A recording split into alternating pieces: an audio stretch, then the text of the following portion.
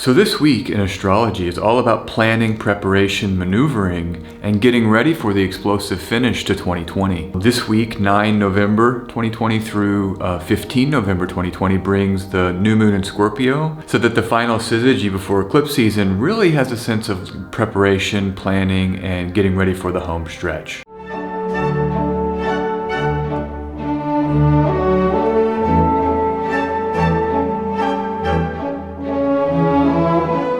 So we open the week here in Central Europe. This is on Monday, 5 in the afternoon. Mars in Aries with Venus in Libra, both planets very strong in their domicile. And remember, the domiciles of Mars and Venus are both opposed to each other. So this opposition is a very natural way, according to the rulership scheme, for these planets to be posturing. And then there's some poetic justice and wisdom here. We're dealing with, the two coming together to make one. Both of these planets signify sexual activity, reproductive activity. Of course, we're talking about maybe the older model when we don't have the technologies that we have in this day and age, where you really don't even need people for reproduction. But this poetic sense that you're dealing with two parts of a polarity that are now in this opposition, which is quite natural for them. And you think about these expressions like it takes two to tango. Two people are required if you want to do a certain dance, practices. There's that side of it, but then there's the notion of just the opposition itself. The opposition aspect is where two things are coming head on with each other. So in one sense, you might have competing desires with Mars in Aries and Venus in Libra. And what do these planets want? Well, Mars likes to move. One of the most common keywords you find in ancient texts is action. With Venus, it's that pleasure or that connectivity. In one way, these are sort of competing goals that are opposed to each other in the transiting sky. However, sometimes an opposition is like a spark. And we have these other expressions in the world of love. It takes a spark. Is there a spark between the two people? Sometimes that's needed, or opposites attract. I think that's a very useful way to look at this aspect. I'm finding it very auspicious, actually, because these are these opposing forces of nature, right, that we want to have opposed. We set it up naturally that way in the rulership scheme, because that's how attraction can happen.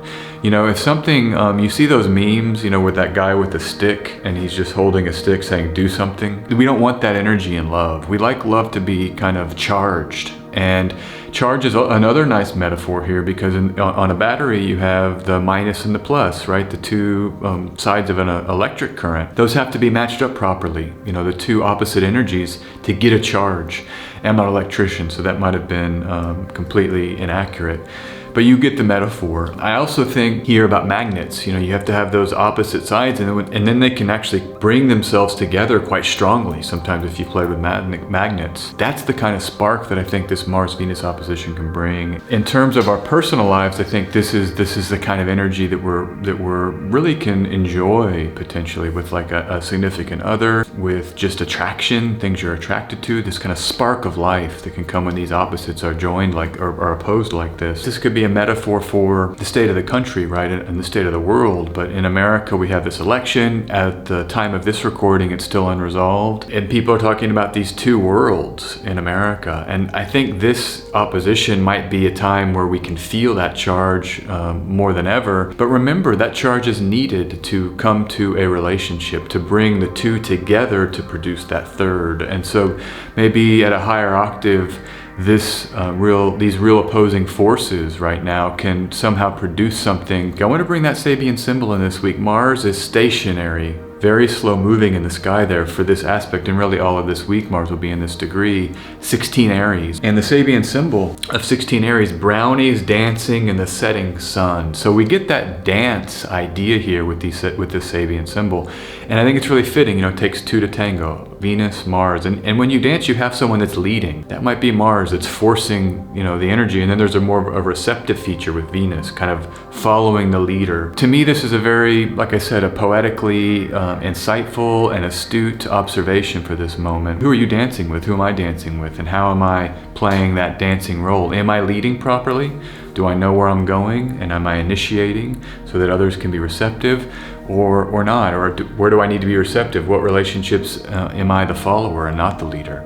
These kinds of contemplations, I think, are very useful during this opposition. 10 in the morning here in Central Europe, Mercury enters Scorpio, and it's a big deal. Remember, Mercury's had that night triplicity rulership in Libra, and it's been so, I think, determinative with what we've seen with the election, where you've had that stationary Mercury square Saturn. A lot of people have talked about that maybe being responsible for some of the delayed results, including me. But that shifts. So Mercury will enter Scorpio, where there isn't dignity, or except for some term dignity there, not this week.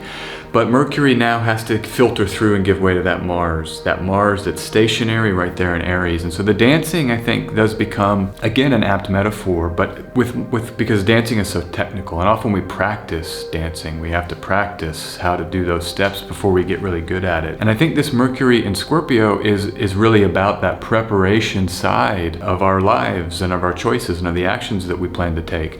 Mercury in the older text signifies military planning. It's all about strategy and thinking things out and thinking things through. During this period, Mars will be moving direct while Mercury is here. So Mars is in a sense responsible for Mercury, disposes of Mercury. And so it really gives a planning sense, particularly to the whole transit here, which ends, I think, on the 1st of December. Mercury will move into Sagittarius. But during this new moon in Scorpio, you have Mercury. And so that planning feature, that strategy feature, is just a theme that's activated by that syzygy. And remember what Mercury signifies: talking, communicating, planning, etc. And so, these are all the kinds of planning and strategy tools that we can use with Mercury. But also remember what we're dealing with in the world: litigation, technology, battles over censoring information or letting certain information go through, or what's true or what's false. I just saw a story about the president of Russia. They say he's got Parkinson's, a rumor did, and then they came out and denied it. Conflicts, so the competing realities. Some of that you're going to see here with Mercury in Scorpio, especially when Mars starts moving forward. You might see offensives. I don't want to say hacking or some kind of info, interference that's really aggressive, but those are potentials. And, I think about this as tricksterism as a weapon. These are called psychological operations in the military, where you study information operations or psychological operations. I think these are the kind of things that this Mars direct may even be about, are some of the mercurial ways that war can be waged. So be careful what you're reading, double, triple check. I like to get the source that's the opposite of what I've just read and just compare notes, because sometimes when you get 2 or 3 layers deep in information, you really see where there's just an interpretation difference, or where you can see where one side is shading in a certain way and the other side is shading in another way, as a way to compare realities and then make a choice, right? Discernment. This is the process of discernment. I think it becomes very important with Mercury and Scorpio, ruled by Mars and Aries moving direct. The phrase here, the pen is mightier than the sword. It's perfect for a Mercury and Scorpio transit ruled by Mars. Use your pen. I've got this as a pen for my computer. It's not actually a pen, but it's a pointer, so I can write on the screen. But the pen's mightier than the sword. The words, the ideas, they're really the most powerful weapons that we have, that governments have. That's why who controls what is propagated in terms of ideas are very, very, very powerful. If you can buy a newspaper, you can really control society. The big thing is this discernment idea. Make sure you're aware that the information is actually maybe trying to be used against you or used for someone else's aims. Don't become a passive player in that. Choose through this discernment process. So this is actually going to start on Monday, right around 2 in the afternoon here in Europe. The moon enters Virgo, and I always try to pick at least one transit that I think is one we can lean into, or an easier transit. My pick this week is this Virgo moon. I like it because, at least during the first 2/3 of it, Mercury will still have that night triplicity rulership in Libra right at the end. Mercury's gaining speed a little bit. It's now moving direct. Virgo is making a trine to Capricorn, and Virgo doesn't make an aspect to Aries. And so there's this safety of the moon. That's one of my big themes as you watch my videos. I always want to have a safe moon by aspect to Mars and Saturn. It's one of the most important things I look for in elections, and just to find pockets of good energy. And we get that with this Virgo moon. Virgo also is a place where the moon has triplicity rulership by a night. And so you still have that sweet night energy, even after Mercury goes into Scorpio, where the moon has some ability to rest and rejuvenate, and it's a waning moon phase. I think those themes of trying to chill, turn down, relax, resolution. Maybe this is as we get through this waning moon phase into that new moon at the end of the week, that this is kind of that resolution process with at least one phase of this election. But I think about your personal resolution, like, remember earth signs are the body, the home, the earth, the dirt. You might want to get out into the dirt. I like the idea of just touching actual soil as a way to calm, as a way to ground and calm. We can use gardening as a strategy.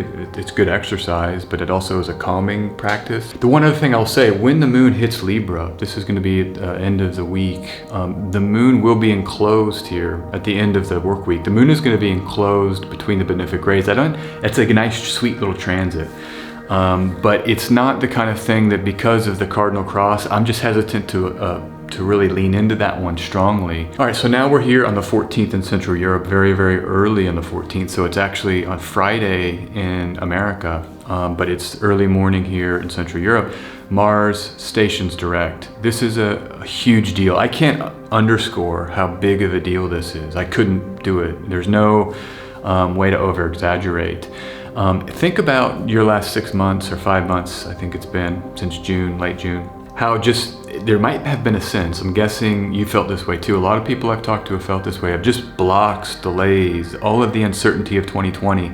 This Mars retrograde is added to that uncertainty. Remember, Mars signifies action, that moment of decision that then we actually act on the decisions we've made. Mars signifies separation. It's the kind of separation that comes from when we have action, right?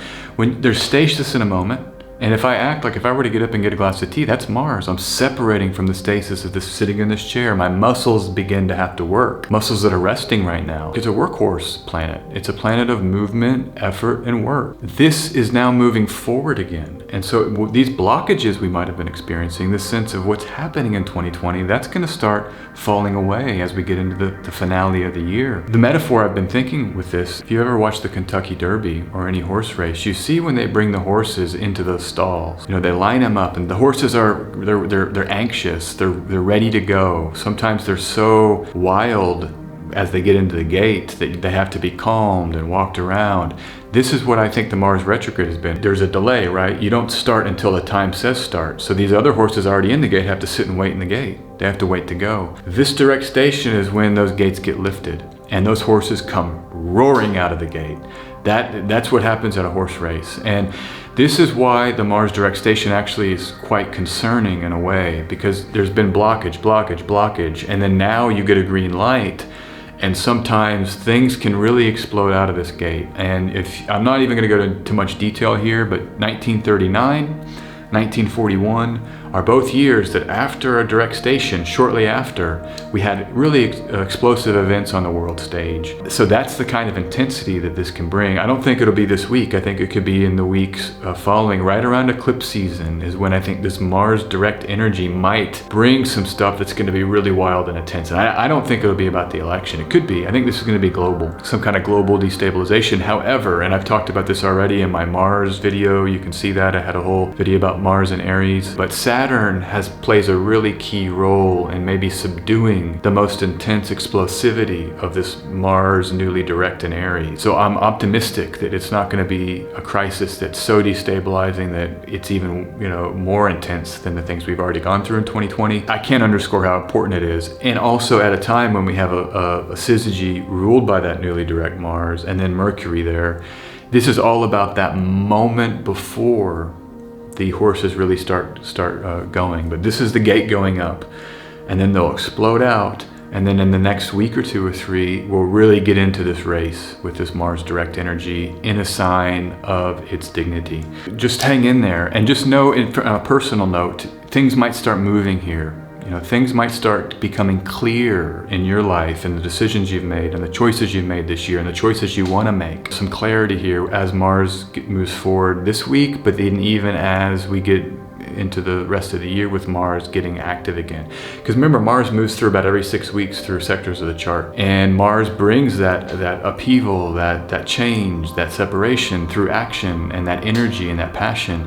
So you're going to now start seeing Mars move through parts of our charts, thankfully, finally, instead of just sitting there stalled in that one area. So on Sunday, early in the morning, really early in the morning here in Central Europe on Sunday, about 5 in the morning, so late night on Saturday in America, we have the Jupiter and the Sun making this easygoing sextile. The Sun in Scorpio, Jupiter in Capricorn. I think this is one where we might see some resolution or some additional movement with the election if it hasn't been resolved already. Because remember, Jupiter can signify in mundane astrology like wealthy people, even like senators or legislators, because it's like a group of people, as opposed to the king being one person. It can also signify like business owners or the wealthy sort of class of society.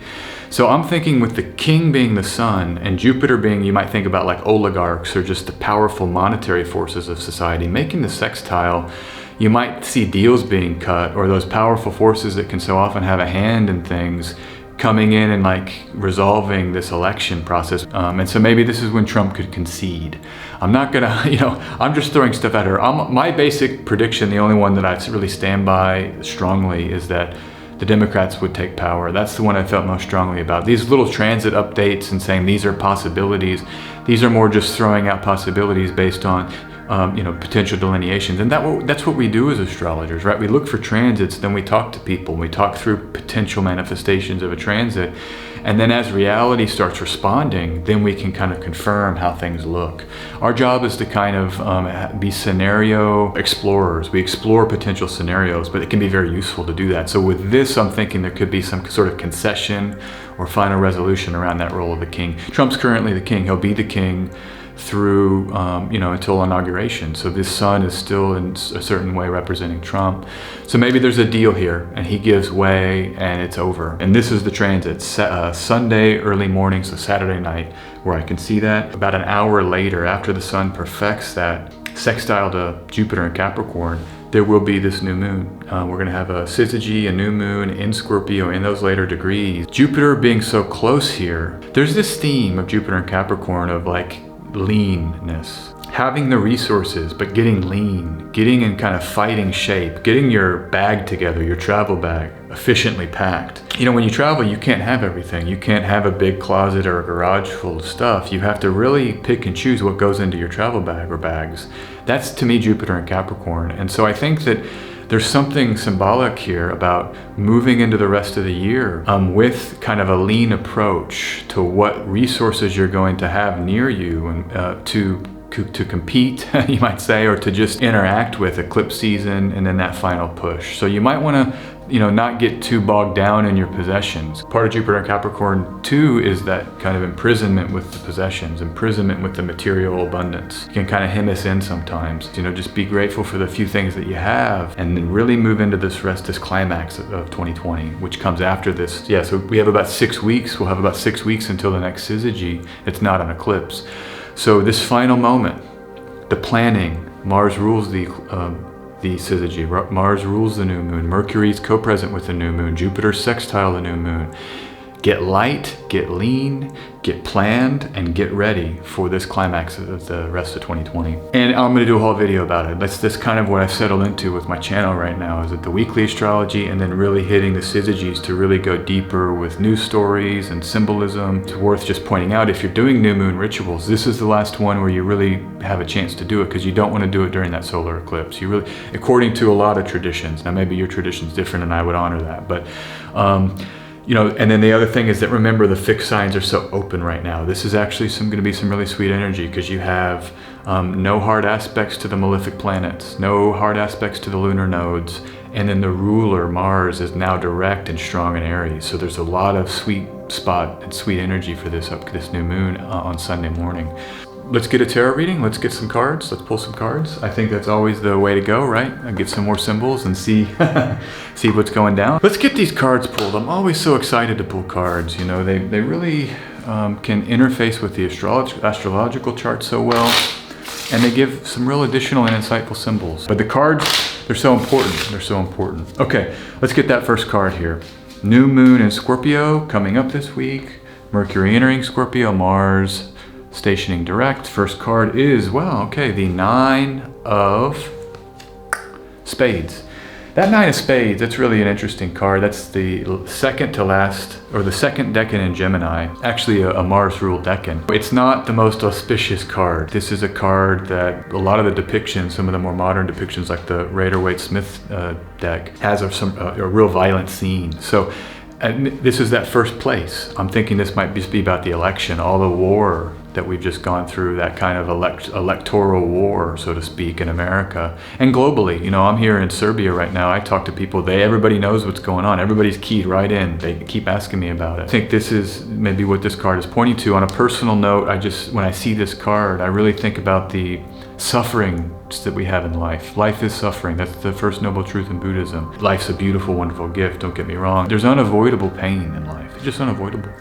You know, decay, the body atrophies, people die, you know. So there's this part of life that's a really sad part of life. And we've got to see that accurately. You know, hospice workers are some of my favorite people, because there's a real depth of wisdom about the human experience, and there's a real presence that's required to sit with and face someone that's passing on. If you've ever been around people that are dying, you'll know what I'm talking about. There's a real courage and a real depth of character and heart that comes when we confront suffering so directly. So that's part of it. Mercury rules Gemini, and so that Mars-Mercury component of this week, this is also what the card's speaking about, how the mercurial side of warfare, also the side of the thinking, can be sometimes so important to why we're hurting, right? Repetitive thoughts that attack the self. That's what when I see this card, that's what I think of, as that negative self-talk that can be so brutal sometimes. So if you're dealing with that, getting moving with the body, push-ups, you know, anything to get you out of the mind, into the body and into feeling, can sometimes lessen the obsessive thinking.